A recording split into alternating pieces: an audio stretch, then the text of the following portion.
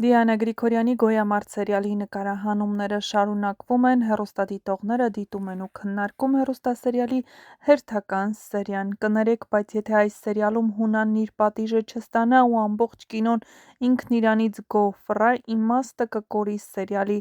գրել է հեռուստադիտողներից մեկը: